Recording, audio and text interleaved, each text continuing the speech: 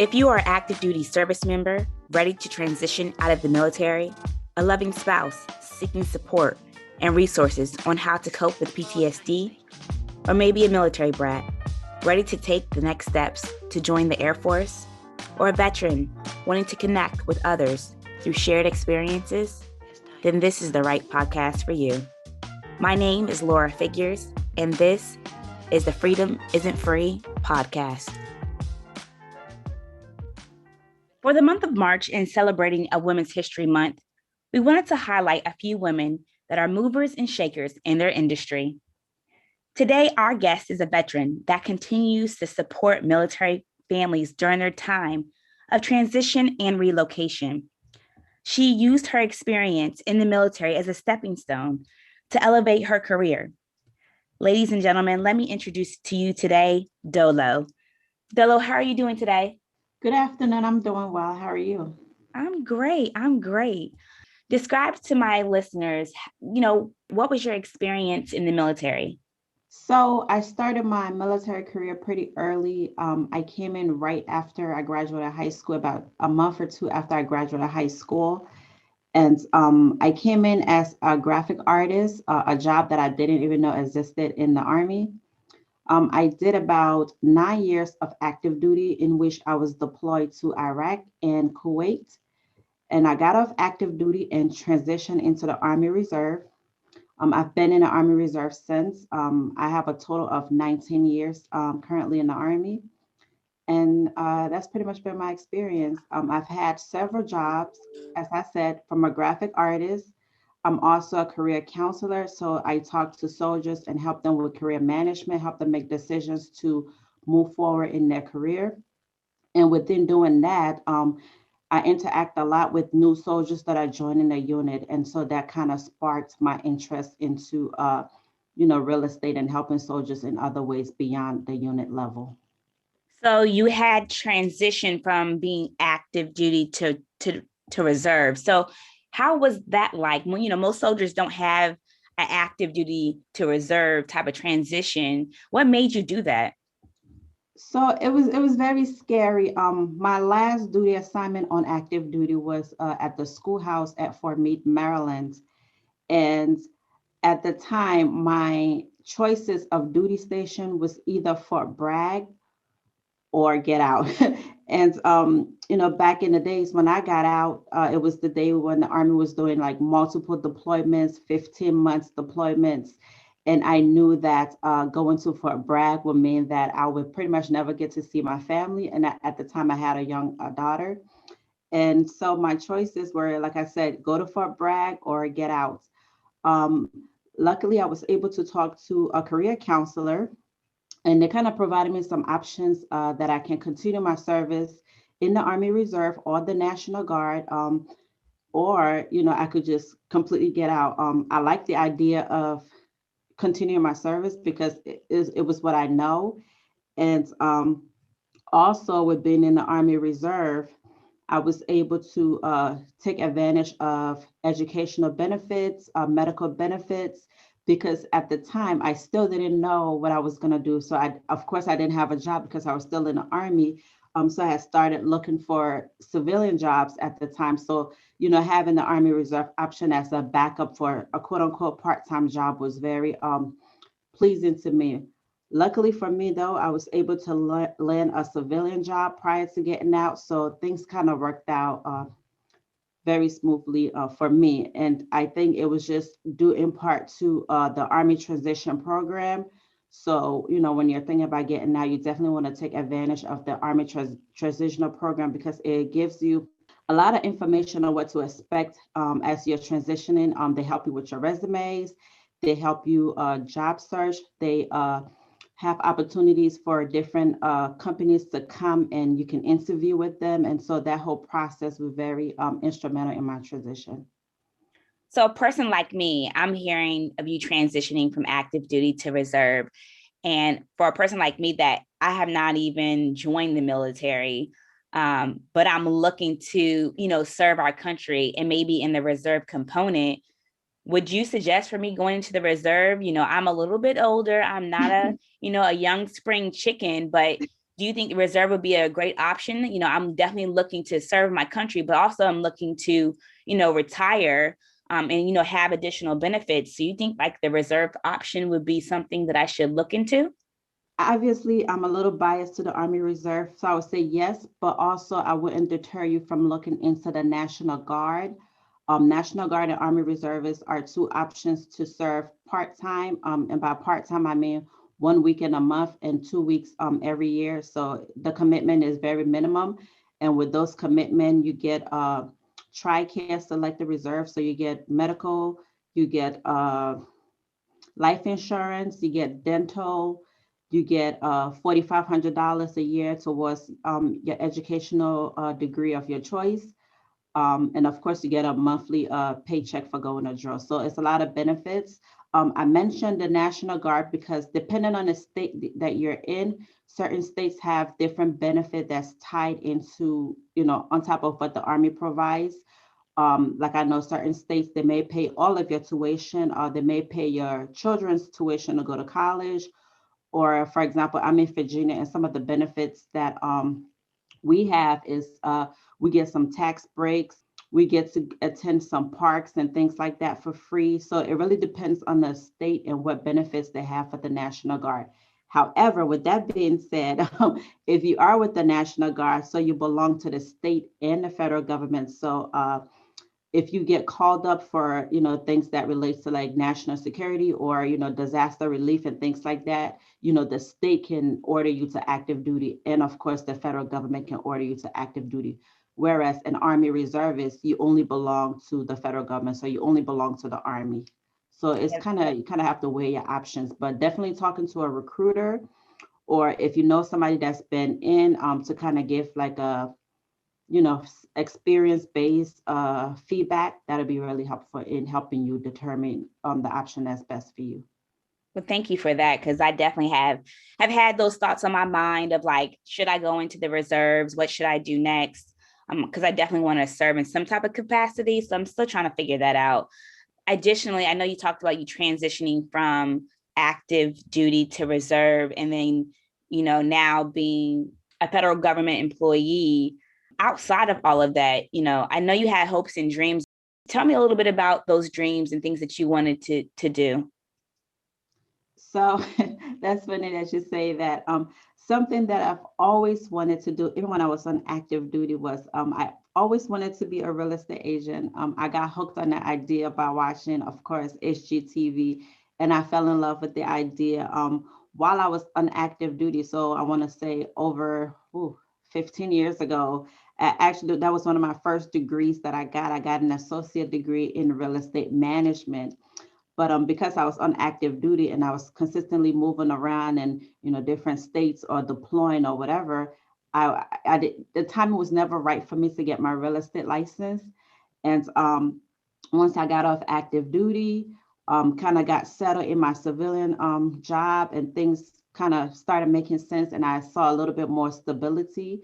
I went ahead and got my real estate license in the state of Virginia. So I'm super excited that I was finally able to fulfill one of my long time dreams. So what are some of like the requirements that you have to do in order to obtain your real estate license in Virginia?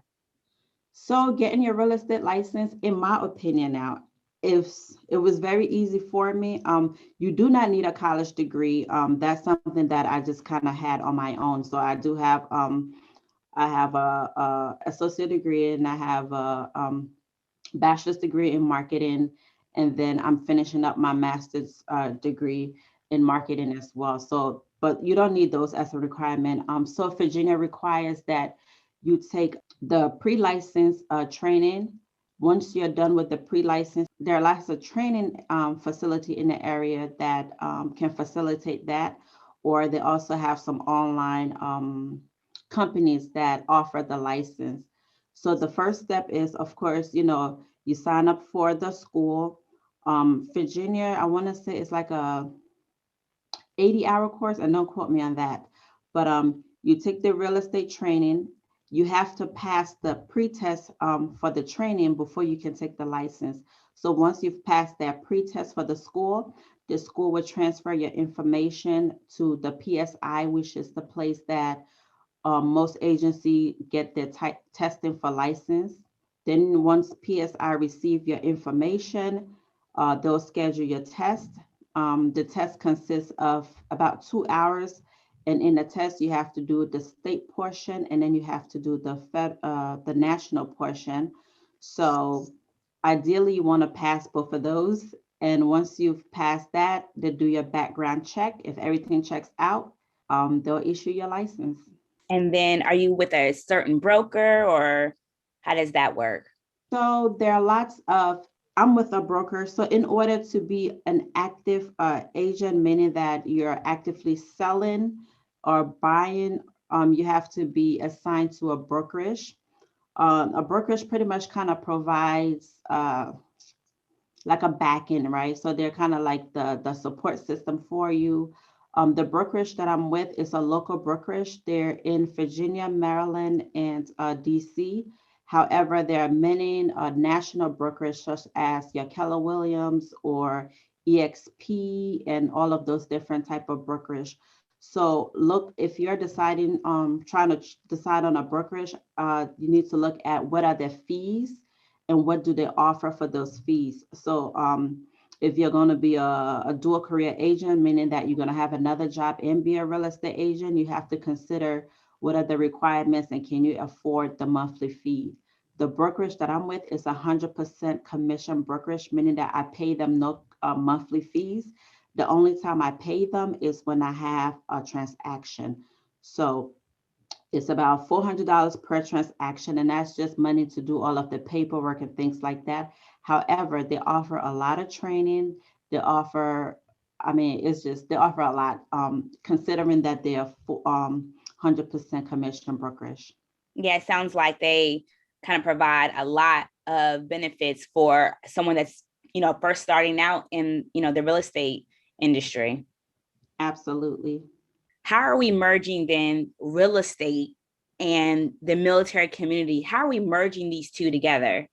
So as a soldier still drilling reservist, like I said earlier, I'm around soldiers every single month. And even in my civilian capacity, I work with other reservists, or, we may have service member that's attached to us. And so one of the things that I experienced while on active duty and that I see a lot of soldiers, not just soldiers, but just service member in general, going through is relocation. If you guys are familiar with the military, relocation is not always something that you plan on doing. I mean, you can't really anticipate. So whenever the military said it's time for you to move, you kind of just have to pack up your things and move.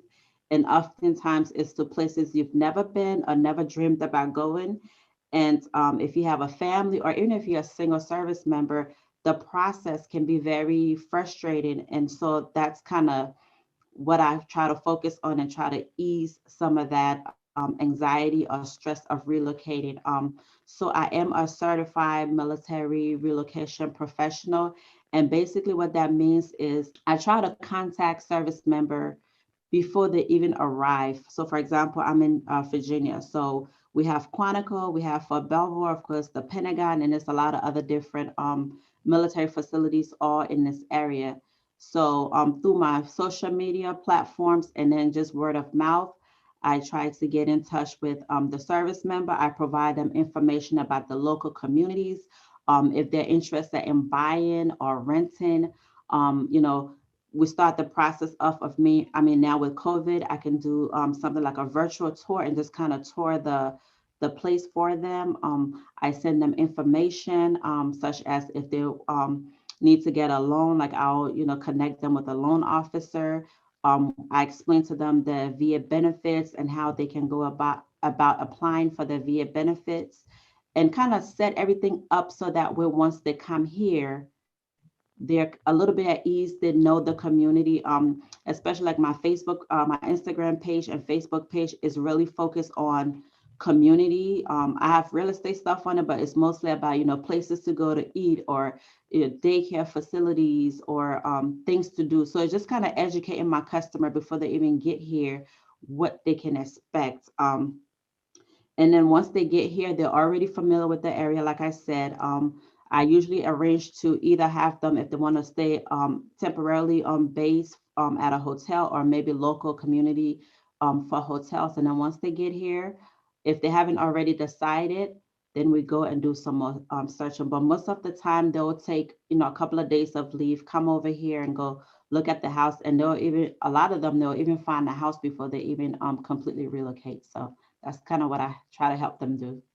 Yes, it sounds like you would definitely have been a person my mom would love to have reached out to when she was relocating every couple of 3 years trying to find housing for all of us. Because definitely housing is very limited on certain bases. And Mhm. so definitely when you're trying to fit, your family of 5 or 6 inside of a small home that we have on base, definitely can be challenging. I commend you. Thank you for stepping up to the plate and providing these services because it's definitely something that's really, really needed. It's definitely my pleasure. I truly, truly enjoy it because the service is stressful alone, So I don't want this, the transition piece. I don't want that to be something that a service member is, worrying over. I want them to focus on getting settled and focusing on the mission. So I honestly really enjoy that. Absolutely. So you're bringing families together really through real estate and, helping them, providing them a service, of finding a home. Do you do rental properties or do you just purchasing of homes?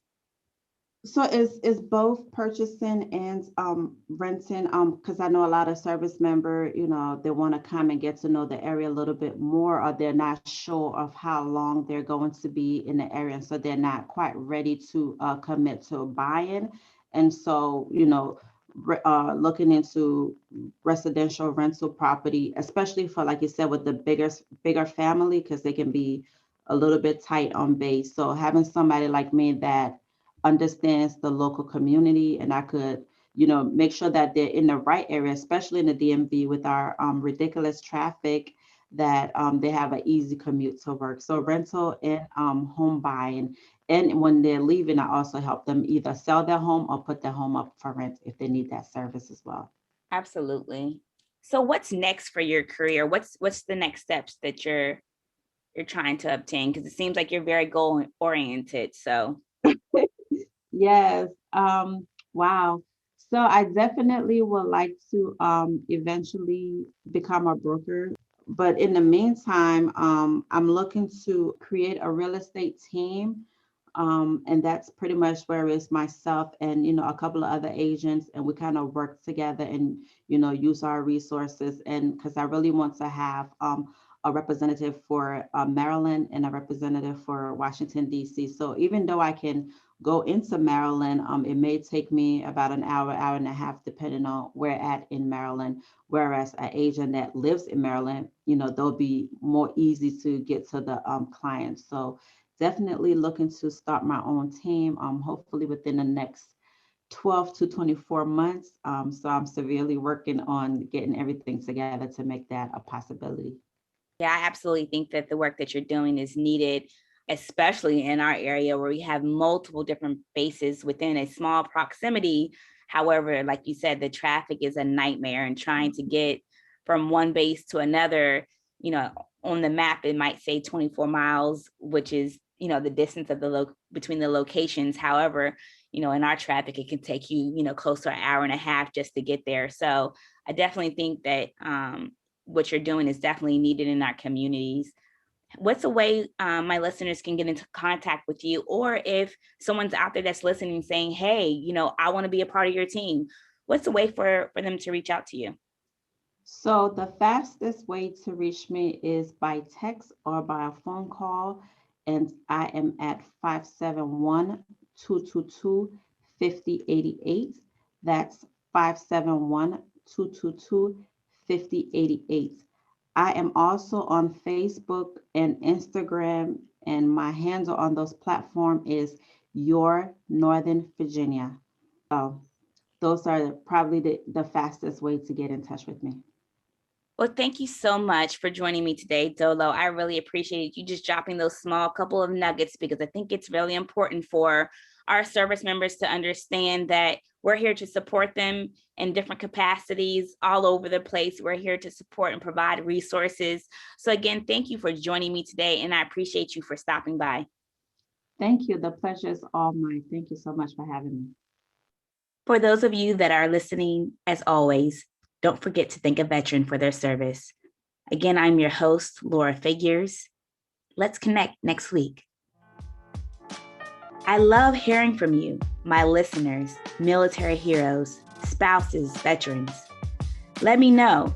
And while you're doing this, go inside the podcast app, subscribe, leave a 5-star review and a 5-star rating. This helps us reach more people. And if you want to be a part of this mission, helping us provide a voice for our service members, it makes a difference by leaving a review. And remember to thank a veteran.